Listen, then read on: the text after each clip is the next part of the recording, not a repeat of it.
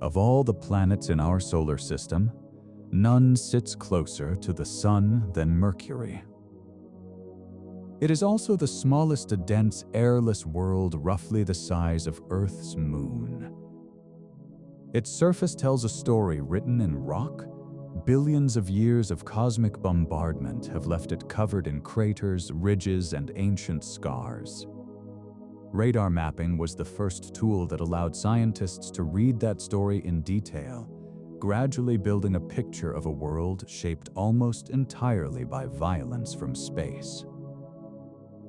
That radar data is rendered here in false color to highlight topography. Blues and greens mark the lowest elevations, while reds and yellows rise toward higher ground, a landscape sculpted crater by crater over geologic time. Look at the sheer density of those craters. Formations of every size crowd the surface, a clear record of the intense bombardment that struck the inner solar system roughly 4 billion years ago. Colorized elevation maps make the depth of that history visible. Each change in hue represents a change in surface height, sometimes hundreds of meters in a short distance. The composition of the crust itself varies across these regions, hinting at different rock types buried beneath the dust. The Messenger spacecraft gave scientists their most precise measurements of this terrain. Its instruments recorded variations in surface reflectivity across the entire planet, data that links visual texture to underlying mineral content.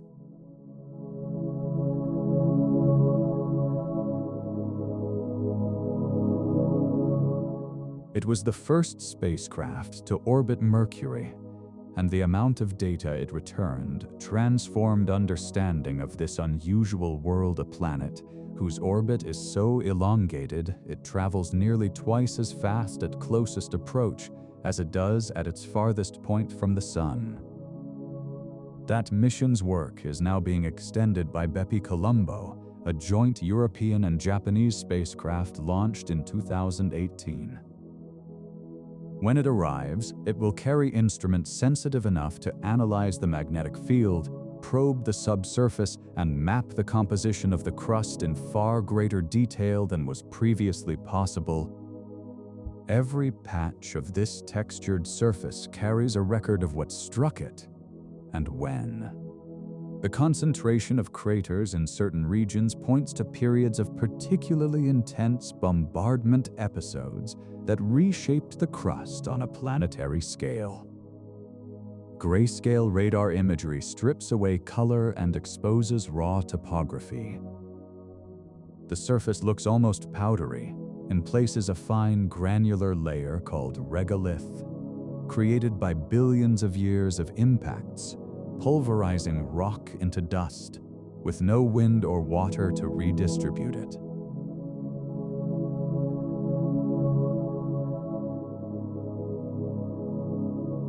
Individual craters show remarkable internal structure, sharp, well-preserved rims, terraced inner walls, and central peaks pushed up by the rebound of rock after impact.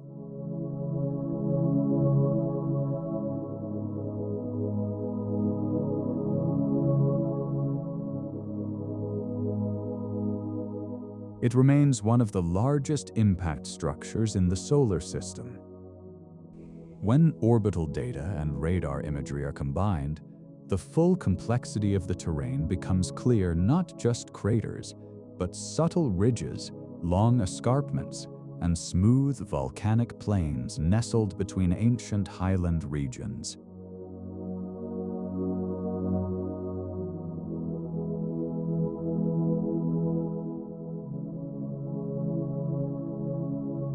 Elevation data coded by color reveals the relationship between basins and surrounding terrain. That contrast in preservation tells geologists which craters are young and which are ancient.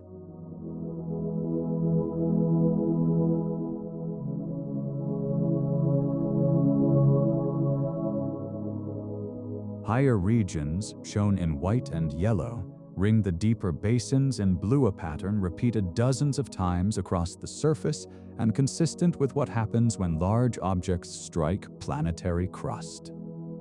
The density of craters in any given area is also a clock.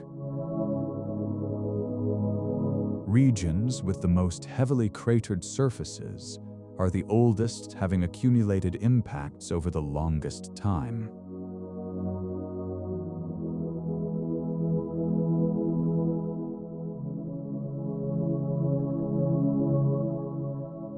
The planet's chemical makeup is equally unusual.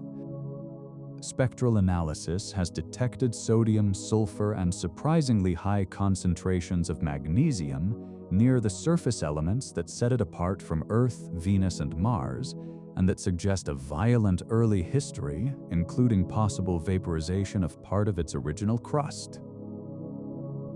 That large iron core, making up roughly 85% of the planet's radius, is another anomaly. One leading theory holds that an ancient giant impact stripped away most of the original rocky mantle, leaving behind a world dominated by metal. The same event may explain why the surface looks so similar to our own moon.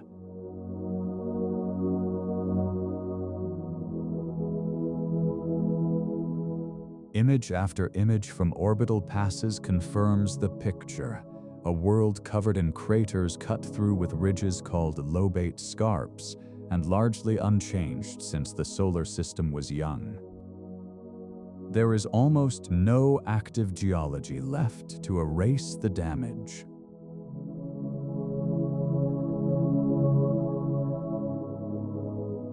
The planet swings between -180 and +430 degrees Celsius, the widest thermal range of any planet. But with no atmosphere and no plate tectonics, there is nothing to erode or bury what billions of years have left behind. Radar mapping has been precise enough to name specific features. Craters like Debussy, Kipling, and Hokusai, each named after an artist or writer, are now mapped to within a few hundred meters, giving scientists fixed reference points for understanding the local geology around each one. Pulling back to a wide view, the scale of the cratering becomes striking. There is almost no part of the surface that has escaped impact. From pole to pole, the ground is textured by collisions large and small, spanning 4 billion years. The color elevation maps do more than show craters, they reveal the full topographic range of the planet. The deepest basins, shown in cool blues, sit several kilometers below the surrounding plains. The highest ridges and crater rims, picked out in warm reds, mark the highest points on a world where the tallest features were built not by volcanoes, but by the violence of impacts and the slow compression of the crust as the planet cooled and shrank over billions of years. That shrinkage, estimated at several kilometers in radius, is what created the long lobate scarps that slice across the terrain like wrinkles in dried fruit.